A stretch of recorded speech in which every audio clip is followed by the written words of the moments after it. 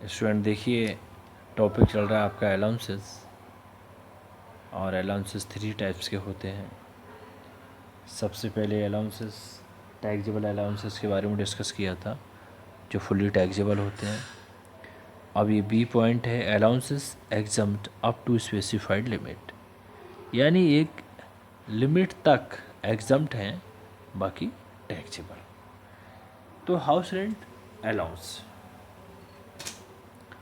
मकान किराया भत्ता जिसे कहते हैं।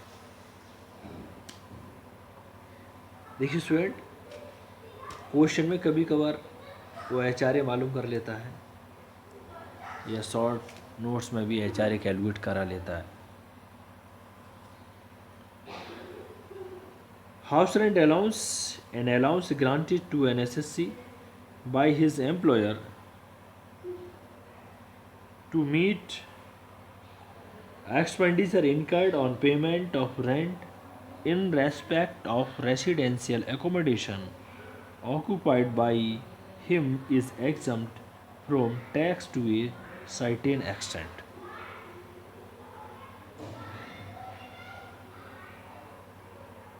Rule 2A,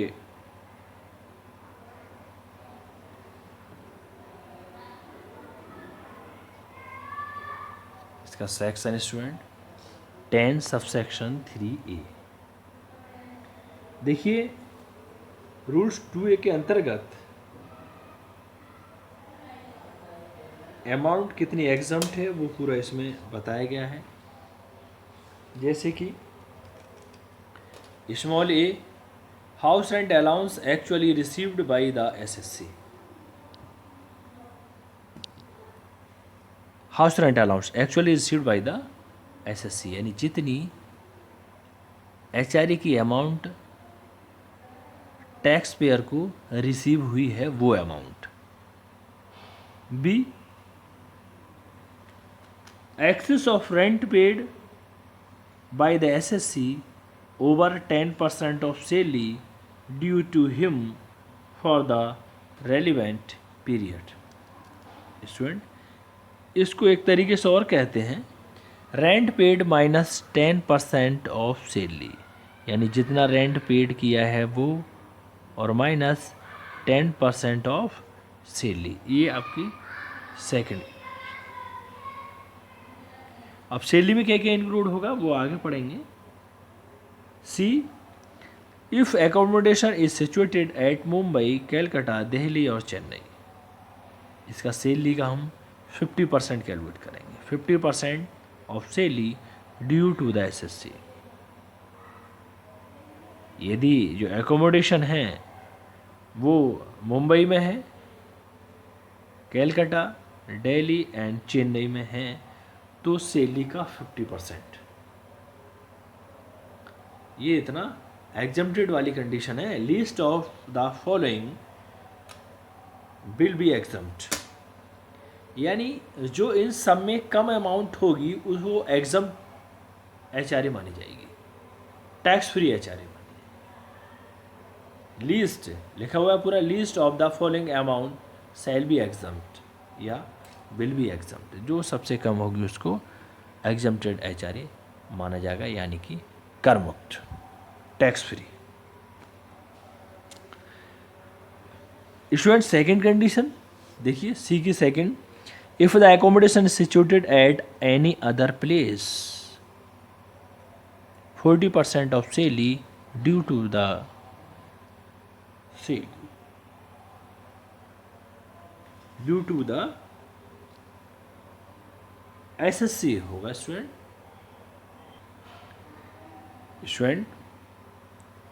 due to the SSC, यानी जो एकोमोडेशन है वो इन चारों जगह छोड़ करके, मुंबई, कैलकाटा, दिल्ली एंड चेन्नई को छोड़ करके एनी अदर प्लेस, यानी दूसरी कहीं जगह मिला हुआ है, तो सैलरी का 40% कैलकुलेट करेंगे। अब स्टूडेंट, ये आपकी 3 कंडीशन बैठती हैं।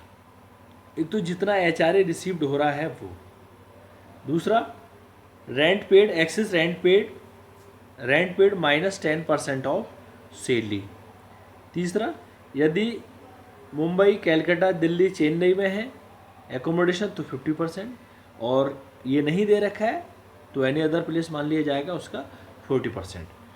अब ए बी सी तीनों कंडीशन में जो अमाउंट सबसे कम होगी उसको एग्जम्प्टेड एचआरए माना जाएगा, यानी एग्जम्प्टेड अमाउंट मानी जाएगी। स्टूडेंट, टैक्सेबल के लिए जितना प्राप्त हो रहा है एचआरए उसमें से एग्जम्प्टेड माइनस कर दो तो टैक्सेबल एचआरए आ जाएगा। तो इसी के लिए आगे देखिए, अभी कुछ इसके और भी पॉइंट कुछ दे रखे हैं। Student, in case an employee is living in his own house and is getting HRA, or he is living in a house for which he is not paying any rent, the full amount of HRA receivable is taxable। यानी कोई व्यक्ति अपने स्वयं के घर में रह रहा है और उसे HRA मिल रहा है तो जितना HRA उसे मिलेगा वो पूरे का पूरा टैक्सेबल होगा। ये इसकी कुछ कंडीशन। अब इसके कुछ रूल्स दिए हुए हैं, बार बार आ रहा था कि 50% ऑफ सैलरी, 10% ऑफ सैलरी या 40% ऑफ सैलरी, तो सैलरी में क्या क्या इंक्लूड करेंगे वो अब मैं यहाँ पर पूरा डिस्कस कर रहा हूँ। देखिए, salary includes dearness allowance and dearness pay if the terms of employment, यदि सेवा की शर्तों के अनुसार डियरनेस अलाउंस या डियरनेस पे दे रखा है तब ही हम उसको सैलरी में उसमें ऐड करेंगे सैलरी में। So provide it also include the commission based on a fixed percentage of turnover but excludes all the allowance, perquisites and bonus.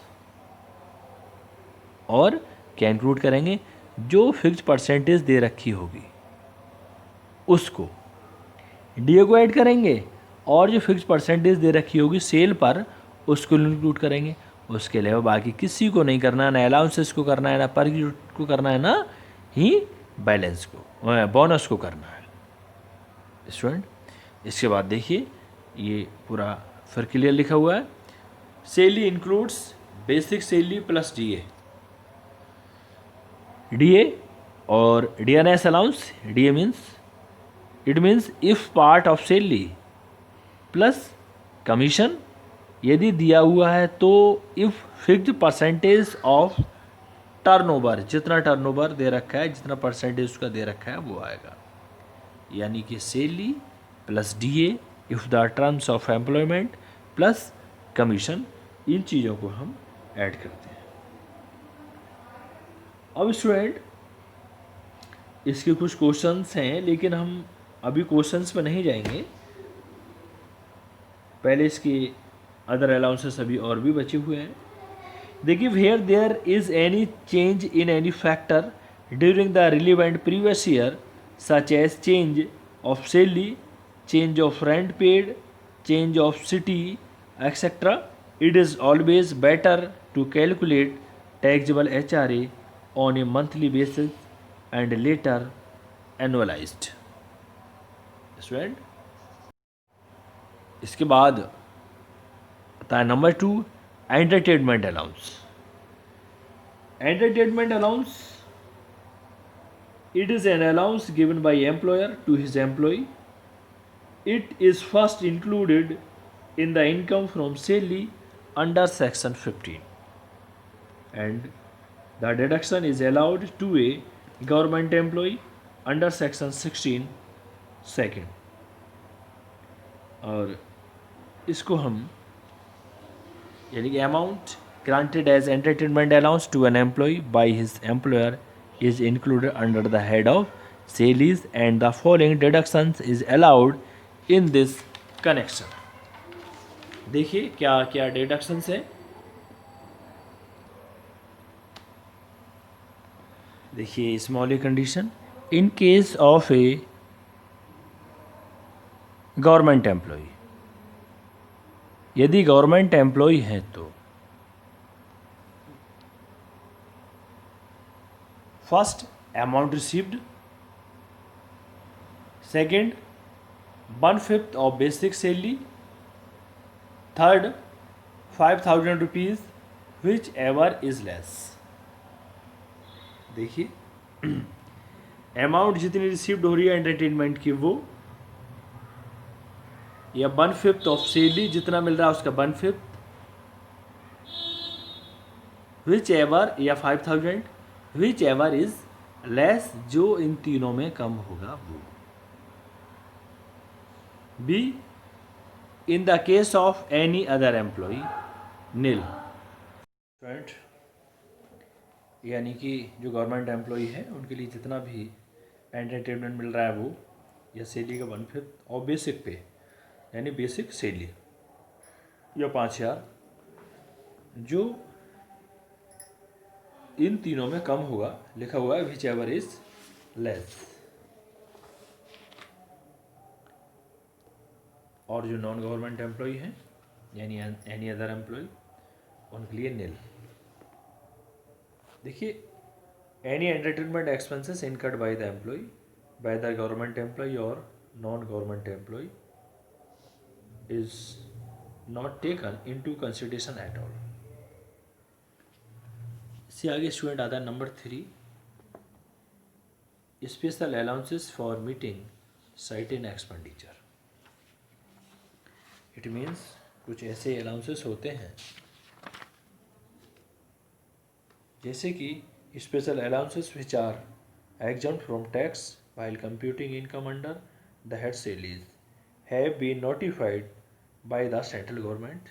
There are two types of special allowances, जैसे कि those which are exclusively to be incurred in the performance of duties of his office, जैसे अपनी duties के दौरान office में जो allowances मिलती हैं परफॉर्मेंस के according, there are exempt to the extent actually spent. Those which are to meet on the personal expenses, these are exempt up to the specified limit. यानी जो ऑफिस में ड्यूटीज़ के दौरान जो भी अलाउंसेस मिलते हैं वो एग्जम्प्टेड हैं, लेकिन जो पर्सनल एक्सपेंसेस हैं पर्सनल यूज के लिए वो एक स्पेसिफाइड लिमिट तक ही एग्जम्प्ट है. जैसे special allowances for meeting certain expenditure, यानी the following special allowances have been notified as exempt under section 10 subsection 14 clause first. जैसे कि आपके ट्रैवलिंग अलाउंस है, डेली अलाउंस है, कन्वेंस अलाउंस है, हेल्पर अलाउंसेस है, एकेडमिक अलाउंस है, यूनिफॉर्म अलाउंस है. ये सब के सब अलाउंसेस हैं. इनके बारे में स्टूडेंट हम नेक्स्ट लेक्चर में डिस्कस करेंगे. Thank you student.